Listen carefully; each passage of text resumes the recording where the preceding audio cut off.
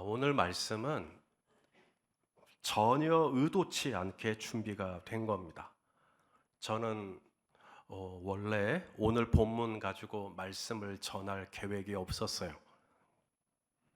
이미 한 번 했기 때문에 저는 오늘은 12절부터 16절까지의 본문을 가지고 말씀을 전하려고 했고 준비를 거의 다 한 상태였습니다.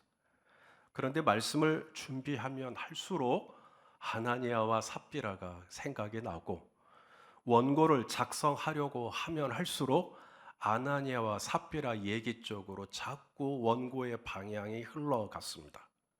결국 뭔가 이 일에 하나님의 뜻이 있겠다라고 순종을 하기로 결정을 하고 오늘 말씀을 전합니다. 아마도 오늘 말씀을 들으시는 우리 성도님들 중에 오늘 전할 이 메시지가 필요하신 분이 계시는 것 같습니다.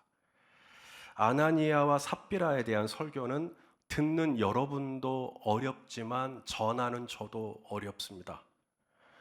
그럼에도 불구하고 한 번 더 같은 본문으로 말씀을 전하게 하실 때는 뭔가 이 안에 하나님이 내가 꼭 들어야 할 메시지가 있나 보다라고 여기시고 마음을 열고 은혜로 오늘 말씀을 받는 저와 여러분 되었으면 좋겠습니다. 저희 아이들이 어렸을 때 제 아내한테 가끔 혼이 납니다. 혼이 나면 이제 저는 방에 들어가서 아이들을 달래주는 역할을 제가 했습니다. 제가 딸 방에 들어가서 이제 딸에게 얘기합니다. 시와야, 엄마는 너를 사랑한단다. 그러면 제 딸은 방금 혼났거든요. 어떻게 반응할 것 같아요? 맞아요, 아빠. 엄마는 여전히 나를 사랑해요. 하면서 닭똥 같은 눈물을 흘리는 게 아니라 아주 앙칼진 목소리로 아니야. 엄마는 나를 사랑하지 않아. 그리고는 이불을 확 뒤집어 쓰더라는 거죠. 제 딸이 그렇게 말한 이유가 뭘까요? 자기가 생각하는 수준의 사랑이 있는 겁니다. 내가 생각하는 수준의 사랑.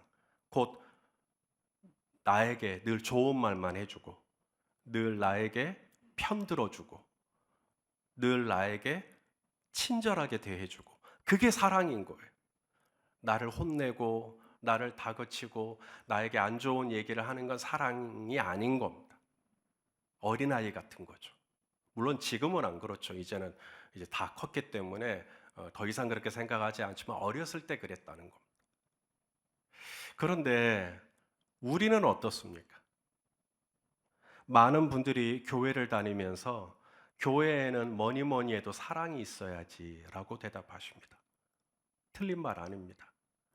그런데 그 사랑이라는 것이 혹여 늘 내 귀에 듣기에 좋은 말만 해주는 것, 늘 나를 어르르고 달래주는 것, 늘 내 귀에 듣기에 괜찮은 말만 해주는 것을 혹여 사랑이라고 이해하고 있지는 않습니까?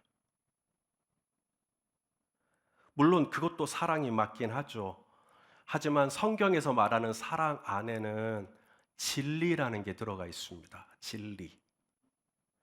우리 고린도전서 13장을 무슨 장이라고 하죠? 사랑장이라고 합니다. 우리 고린도전서 13장 6절 말씀을 한번 읽어보죠. 자, 시작. 불의를 사랑은 불의를 기뻐하지 않습니다. 그 다음에 사랑은 진리와 함께 기뻐해요. 그게 사랑이에요. 사랑은 불의를 잘못한 것을 불의죠. 잘못한 것을 눈 감아주고 없는 것처럼 해주고 무시해주고 덮어주고 아닌 척해주고 그거 사랑 아닙니다. 사랑은 불의를 기뻐하지 않아요. 불의를 보면 사랑이라고 한다면 불의를 혼내야 합니다. 사랑이라고 한다면 불의를 지적해야 합니다. 그게 진리예요. 진리. 진리는 빨간색은 빨간색인 거고 검정색은 검정색인 게 진리예요. 빨간색이 검정색 같고 검정색이 빨간 것 같은 것은 진리가 아닙니다. 불의를 보고 마냥 덮어주는 것이 사랑이 아닙니다. 잘못된 행동을 보고 오냐 오냐 해주는 것이 사랑이 아닙니다. 사랑은 불의를 기뻐하지 않아요. 사랑은 진리가 그 안에 있어요. 우리 에베소서 4장 15절 새번역 성경으로 한번 읽어보겠습니다. 시작. 우리는 사랑으로 진리를 말하고 살면서 모든 면에서 자라나서 머리가 되시는 그리스도에게까지 다다라야 합니다. 자, 우리는 사랑으로 뭘 말해야 돼요? 진리를 말해야 하는 겁니다. 그게 사랑이에요. 사랑은 사실 그대로를 얘기해 줘야 합니다. 하나님을 속였어요. 사람을 속인 게 아니라 하나님을 속였으면 하나님을 속인 거라고 말해 주는 게 사랑입니다. 사람을 시험한 게 아니라 하나님을 시험한 거예요. 아나니아와 삽비라가. 그러면 하나님을 시험한 거라고 말해 주는 게 사랑입니다. 내가 잘못한 것이 있어도 나를 덮어주고, 내가 잘못한 것이 있어도 없는 척 해주고, 내가 잘못한 것이 있어도 마냥 눈 감아주는 것만이 사랑은 아닙니다. 사랑은 불의를 기뻐하지 않아요. 사랑은 진리와 함께 기뻐하는 겁니다. 제 딸이 뜨거운 난로를 만지려고 해요. 여기서 가만히 있을 아빠는 아무도 없을 겁니다. 안 돼! 그러지 마! 만지지 마! 제 딸이 어렸을 때 청양고추를 먹으려고 그랬었어요. 청양고추 아시죠? 그러니까 제가 어떻게 반응을 했겠어요? 안 돼, 안 돼. 이거 매워, 매워, 매워. 먹지 마, 먹지 마. 그랬더니 제 옆에 있던 형님이 줘불어, 줘불어. 지도 매운맛을 봐야 다음에는 또 고추 먹겠다는 얘기를 안 하지. 줘불어, 줘불어. 그래서 제가 속으로 그랬어요. 지 딸이나 주지. 왜 내 딸한테 줘야지? 사랑은 모든 경우에 예스 예수만 해주는 게 사랑 아닙니다. 때로는 진리 안에서 차갑게 아니요 라고 할 줄 아는 것도 사랑입니다. 어렸을 때는 어린아이처럼 사랑을 말해요. 어렸을 때는 어린아이처럼 사랑을 이해합니다. 어렸을 때는 어린아이처럼 사랑을 깨달아요. 내게 잘해주면 사랑, 내가 기분 좋으면 사랑. 하지만 어른이 되면 이제 쓰디 쓴 약도 내게 유익하다라는 걸 알게 됩니다. 어렸을 때는 엄마의 잔소리가 한없이 듣기 싫죠. 하지만 어른이 되면 가장 그리운 것이 엄마의 잔소리가 되죠. 엄마의 잔소리는 바뀐 적이 없는데 엄마의 잔소리를 대하는 내가 어린아이에서 어른으로 바뀐 겁니다. 내가 성숙해지고 나니까 이제는 그 잔소리 안에 잔소리만 있는 게 아니라 바로 나를 향한 애정이, 사랑이, 관심이 있다라는 걸 알게 된 거죠. 지난 시간 우리는 아나니아와 삽비라 부부의 비극적인 결말을 보았습니다. 보통 이런 일이 교회 안에 일어나면 많은 교회가 시험이 듭니다. 어떻게 이만한 일로 사람이 죽지? 어떻게 이만한 일로 사람이 죽어나가지? 하면서 큰 시험이 들 수 있습니다. 누군가는 몇몇 사람들을 선동하고 당을 짓고 무리를 짓고, 그래서 사도들의 리더십, 특별히 베드로의 리더십에 저항할 수가 있습니다. 그렇게 해서 교회가 깨지고 흔들리고 분열되는 일이 있을 수 있거든요. 그런데 지난 시간 보았듯이 초대교회는 아나니아와 삽비라 부부의 일로 조금도 흔들리지 않았어요. 아나니아와 삽비라 부부의 죽음은 많은 이들로 하여금 충격을 안겨주었지만 동시에 하나님에 대한 두려운 마음, 경외하는 마음, 그리고 오히려 교회가 되어지는 역설을 낳았죠.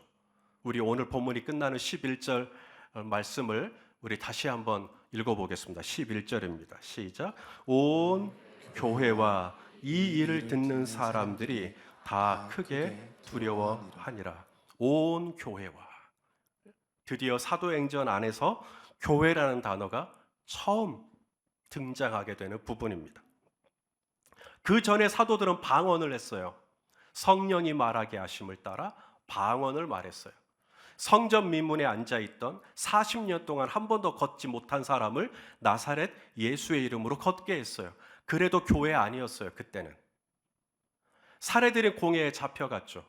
대제사장들과 장로들 앞에서 너희가 십자가에 못 박인 예수를 하나님이 살리셨다 선포했습니다. 사도들이 함께 기도하면 모인 곳이 진동을 했어요.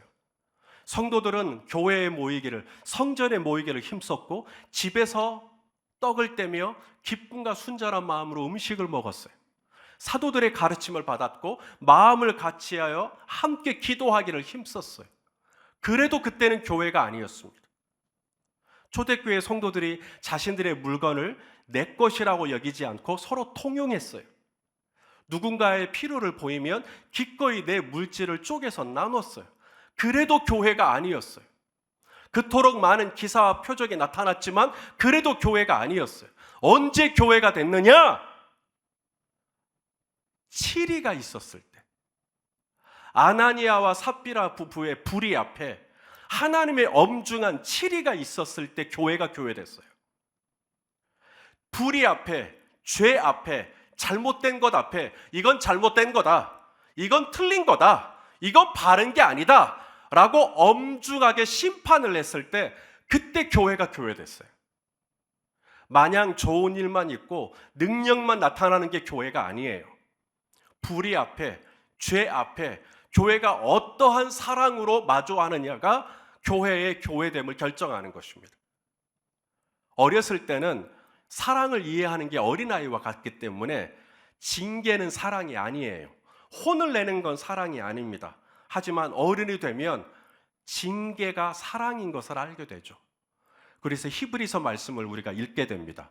우리 히브리서 12장 6절을 읽을까요? 시작. 주께서 그 사랑하시는 자를 징계하시고 그가 받아들이시는 아들마다 채찍질 하심이라 하였으니. 자, 하나님이 사랑하는 사람을 징계하시고 채찍질을 하신다라고 말씀하십니다.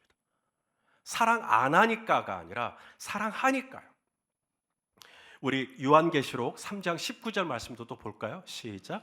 무릇 내가 사랑하는 자를 책망하여 징계하노니 그러므로 내가 열심을 내라 회개하라. 주께서 아무나 징계하십니까? 누구를 징계하시죠? 사랑하시는 자요.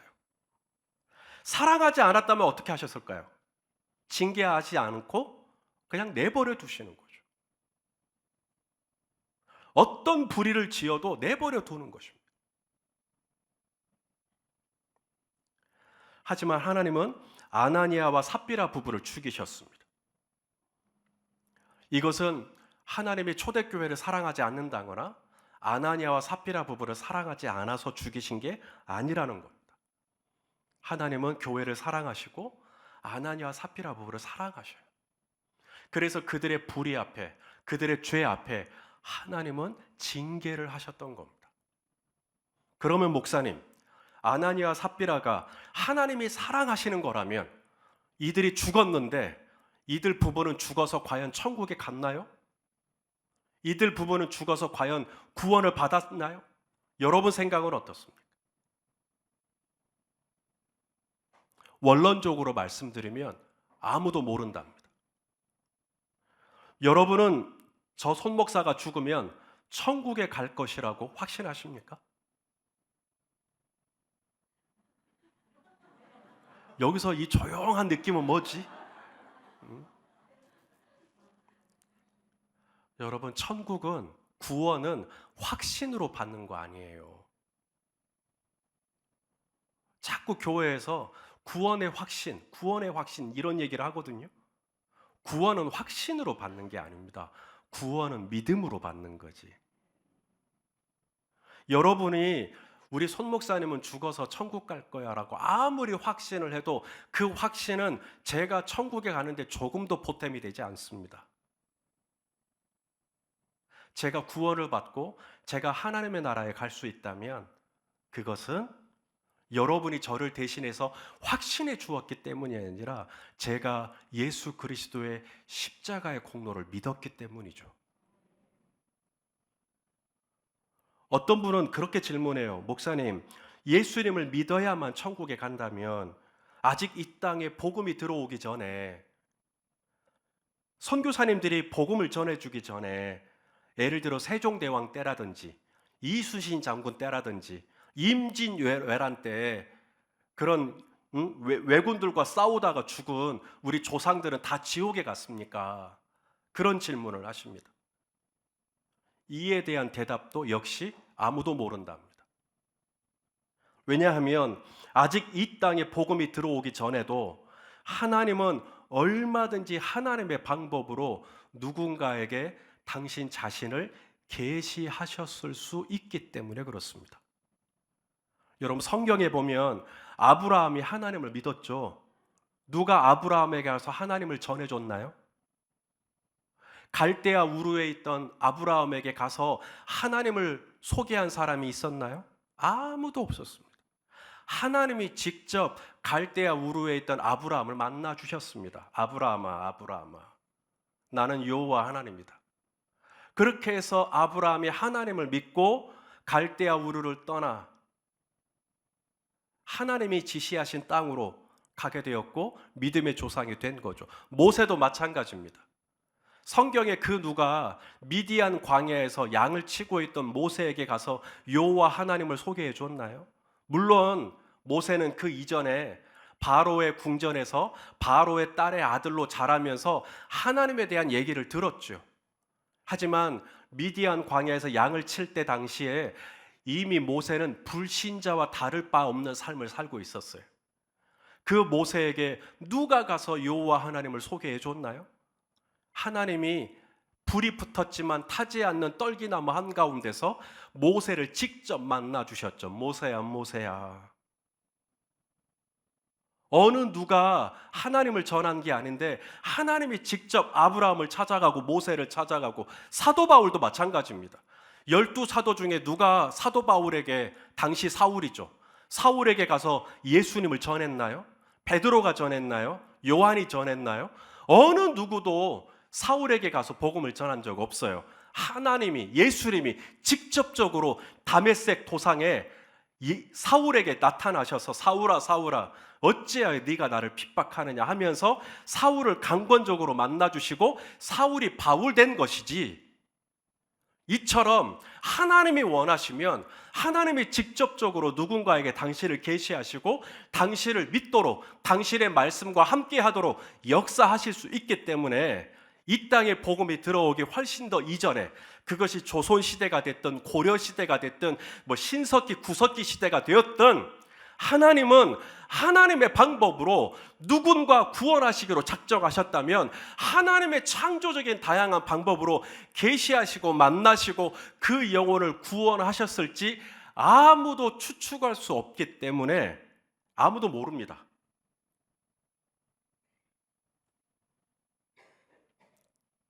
아나니아와 삽비라 부부가 죽었습니다. 유대인들이 예수님을 십자가 못 박아 죽일 때도 하나님은 유대인들을 죽이지 않으셨어요. 로마의 군인들이 예수님을 옷을 벗겼을 때도 예수님은 로마의 군인들을 죽이지 않으셨습니다. 그런데 아나니아와 삽비라 부부는 하나님이 죽이셨습니다. 그보다 더 심한 죄를 지은 사람도 내버려 두셨는데, 예수님께 침을 뱉고 예수님을 주먹으로 때리고 예수님을 능욕한 사람들도 하나님이 살려두셨는데,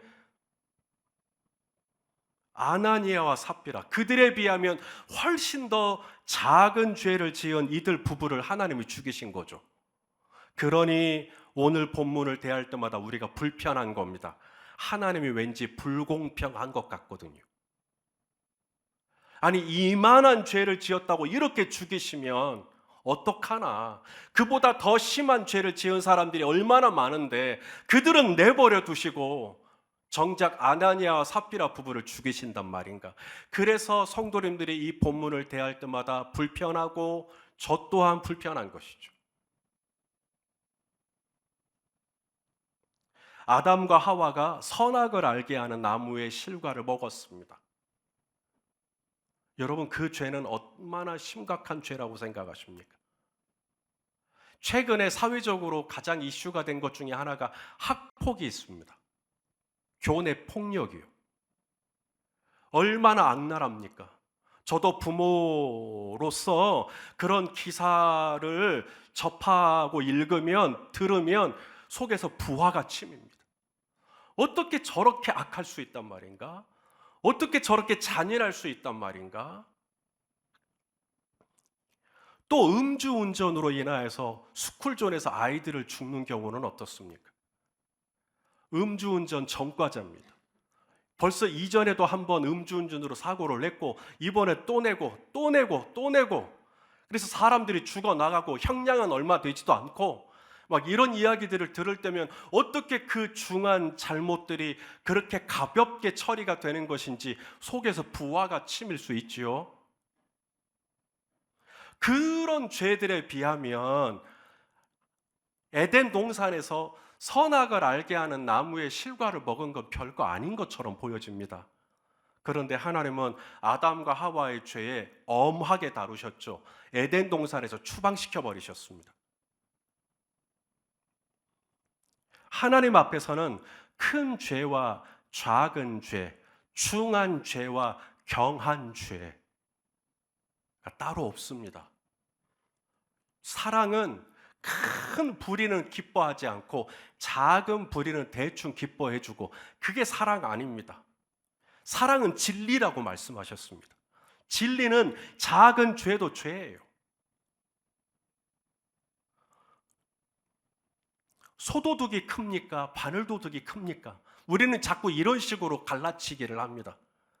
소도둑은 크고 중한 죄를 지었으니까 벌을 받아 마땅하지만 바늘도둑은 사소한 거고 작은 죄니까 무시해도 된다. 넘어가줘도 된다. 우리는 자꾸 그런 식으로 죄의 형량을 늘렸다 줄였다. 우리 입장에서. 제 아내가 어렸을 때 그런 일이 있었다 하더라고요. 제 아내 위로 오빠가 한 분 있습니다. 그런데 이 여동생하고 오빠하고 사이가 늘 좋아요, 안 좋아요? 예. 대개의 경우 오빠가 여동생을 많이 건드리죠. 제 아내도 그랬대요. 자기는 늘 가만히 있는데 오빠가 와서 늘 자기를 건드렸다는 거예요. 그러면 이제 싸움이 나겠죠. 투닥투닥 큰 소리가 나고, 그러다 보면 누군가 이제 등장을 하겠죠. 바로 제 장모님이십니다. 그러면 이제 누구를 혼내야 할까요? 당연히 여동생을 먼저 건드린 오빠를 혼내야죠. 그래서 오빠를 벽에 붙이고 혼을 내셨어요. 그러면 끝내야 될 것 같은데 저희 장모님은 오빠도 혼내고 그 다음에 제 아내도 꼭 혼을 냈다는 거예요. 왜 그랬을까요? 오빠는 가만히 있는 여동생을 건드렸으니 당연히 잘못을 했죠. 그런데 아무리 그렇다 손 치더라도, 오빠가 좀 건드렸다 손 치더라도, 그렇다고 오빠한테 큰 소리를 치고 오빠한테 대든 것 또한 잘못이니 너도 죄가 없다 할 수 없다. 그러니 벽에 붙어. 그리고는 똑같이 혼을 냈다는 거예요. 그걸 저한테 이야기하시더라고요. 그걸 제가 얘기 들을 때 역시 우리 장모님은 하나님을 닮으셔서 공의로우시구나라고 생각을 했어요.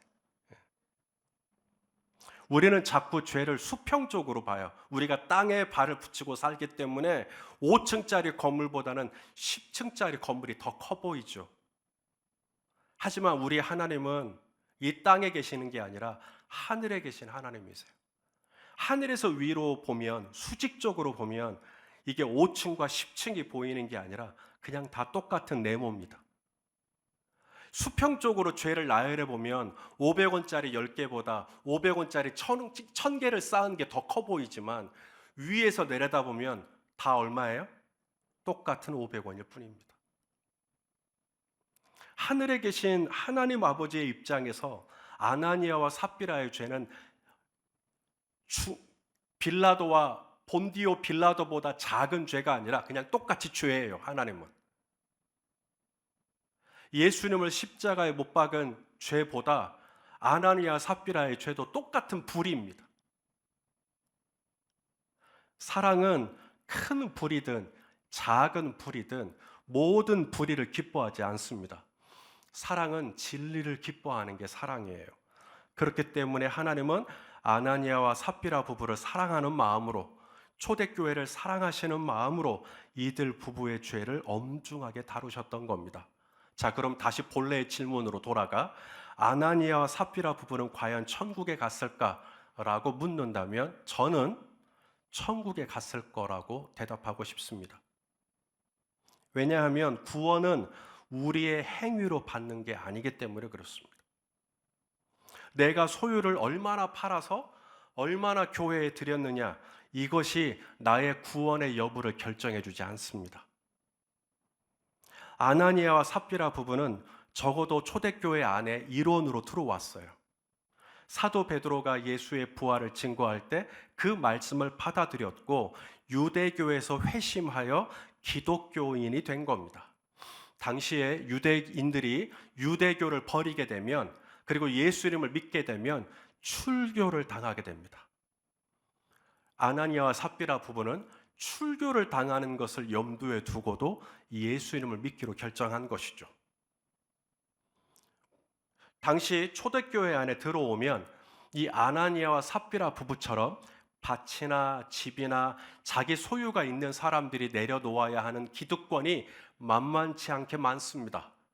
그런데도 아나니아와 삽비라 부부는 교회 안에 들어왔고 교회 안에 자기보다 훨씬 더 필요가 보이는 누군가를 위해서 결단을 했습니다. 자기들도 소유의 일부를 팔아 그 판값을 사도들에게 교회에 주기로 결정한 것이죠. 바로 그때 사탄이 이들 부부의 마음에 가라지를 뿌리기 시작했습니다. 그 가라지의 내용이 뭐냐면 아까운 마음이었어요. 소유를 팔았지만 막상 이것을 헌금으로 드리려니 아까운 마음이 드는 겁니다. 이것에 대해서는 우리가 굳이 설명하지 않아도 우리 중에 이해하는 건 어렵지 않을 것입니다. 결국 이들 부부는 서로 합의하에 얼마의 재정을 노스피죠, 감추기로 결정했습니다. 그리고 이것을 하나님은 공동체 앞에 다 드러나게 하셨고 이들 부부는 죽임을 당하게 되었습니다. 누군가가 이 아나니아와 삽비라 부부의 죄를 가리켜 초대교회의 원죄다라고 표현을 했습니다. 아나니아와 삽비라는 죄를 지었어요. 사랑은 죄를 기뻐하지 않습니다. 사랑은 불의를 기뻐하지 않아요. 사랑은 진리와 함께 기뻐하는 겁니다. 저는 하나님께서 처음에 아나니아와 삽비라 부부가 이 교회 안에 들어왔을 때 너무너무 기뻐하셨을 거라고 저는 확신해요. 하늘에서 회개할 것 없는 의인 99으로 인하여 기뻐하는 것보다 더 기쁜 마음으로 아나니아 삽비라 부부의 회심을 기뻐하셨을 것입니다. 비록 아나니아와 삽비라가 죄를 짓고 죽임을 당하긴 했지만 저는 그 순간에도 하나님은 이들 부부를 사랑하셨고 이들의 영혼을 당신의 품에 안아주셨다라고 저는 믿고 있어요.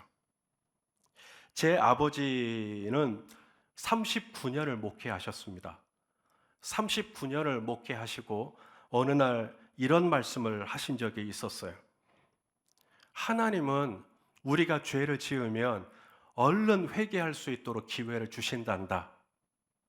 한 번 주시고 회개 안 하면 2번 주시고, 그래도 회개 안 하면 3번 주시고, 그래도 회개를 안 하면 4번 기회를 주시고, 하나님은 인자하셔서 오래 참으시기 때문에 끊임없이 우리에게 기회를 주시지, 우리가 죄를 지을 때마다 회개할 수 있도록. 그런데 내가 그 기회를 계속 무시하고 하나님이 기뻐하시지 않는 죄 가운데 계속 머물러 있기로 결정한다면 하나님께서 어떻게 하면 좋겠나? 나는 구원해야 되겠는데 나는 계속 죄 가운데 머물러 있기로 결정한다면, 나는 이 죄를 끊어내지 못한다면, 내가 이 죄 때문에 내 영혼이 망하게 생겼는데 하나님이 나를 사랑하시는데 나는 이 죄를 사랑한다고 한다면, 나를 사랑하셔서 나를 위하여 독생자를 보내주시기까지 하신 하나님 아버지가 나를 구원하여 주시기를 원하는데 나는 여전히 이 죄가 뭐라고 이 죄 가운데 있기로 결정한다면 하나님의 방법은 나와 이 죄를 끊어내기 위해서라도 마지막 과격한 수단이 내 생명을 취하시는 것도 하나님의 방법이다. 나를 구원하시기 위해서, 나를 구원해 주시기 위해서 하나님께서 그런 방법을 쓰실 수 있다라는 말씀을 해주셨던 것이 기억이 납니다. 사랑하시는 형제자매 여러분, 하나님은 저와 여러분을 사랑하셔요. 우리를 사랑하시기 때문에 우리가 하나님보다 죄를 더 좋아하면 질투심을 느끼십니다. 우리 잠언 8장 13절 말씀을 같이 읽겠습니다. 시작. 여호와를 경외하는 것은 악을 미워하는 것이라. 하나님을 경외하는 것은 죄를 미워하는 거예요. 우리 하나님도 마찬가지입니다. 우리를 사랑하시기 때문에 우리 안에 죄가 있을 때 그 죄를 우리 하나님은 죽도록 미워하시는 겁니다. 오직 성령님께서 저와 여러분 안에 하나님을 사랑하는 마음을 날로 날로 더 부풀어 오르도록, 그래서 죄를 탐닉했던 마음은 점점 사그라들도록 은혜를 베풀어 주시기를 소망합니다. 그래서 마음을 다해, 뜻을 다해, 힘을 다해 오직 하나님만 전심으로 사랑할 수 있도록 우리 보혜사 성령님께서 저와 여러분을 함께 지켜주시기를 예수 그리스도의 이름으로 축원합니다. 기도하시겠습니다. 존귀하신 하나님, 우리를 사랑하셔서 오늘 이 아나니아와 삽비라 부부에 대한 이야기를 한 번 더 들려주신 것을 감사합니다. 우리를 사랑하셔서 우리를 징계하시고 우리를 채찍질하시는 그 하나님의 손길을 아멘으로 받게 하시고, 하나님, 내 영혼이 죄를 즐거워하기보다 하나님을 즐거워하며 죄 안에 있기보다는 진리 안에 있기를 기뻐하는 내 영혼이 될 수 있도록 성령님 인도하여 주시옵소서. 예수님의 이름으로 기도하옵나이다. 아멘.